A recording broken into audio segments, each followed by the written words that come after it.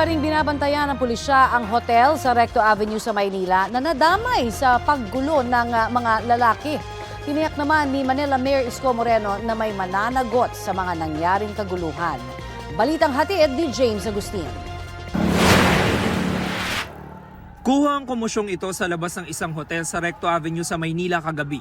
Ang isang grupo ng mga hindi kilalang lalaki, pinagbabato ang mga salamin ng establishmento. Hindi pa dyan nagtapos ang gulo dahil nagsunog pa sila sa di kalayuan.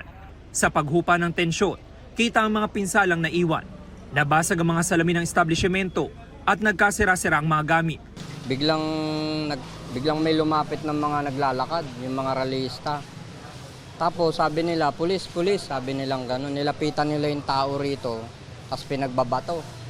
Tapos nung nataranta yung tao, nagulat kami, biglang tumakbo, pumasok na.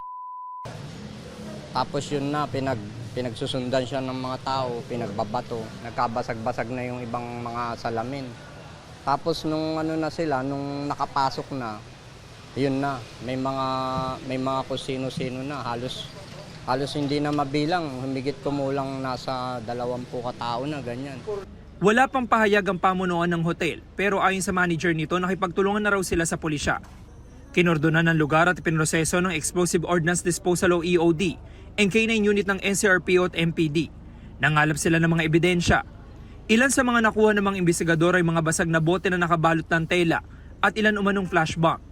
Binisita ni Manila Mayor Isko Moreno ang establishmento at nakipag-usap sa pamunuan nito. Tumambad din ang 2 motorsiklo na sinunog ng grupo. Matatapang lang yan kapag sama-sama sila. Kita mo ngayon mga nasa hoyo. Mag-iiyakan na ngayon yung mga yan. Siniguro ni Moreno na may mananagot sa mga nangyari, lalo pat maraming public at private properties ang nasira. All those damages, government properties,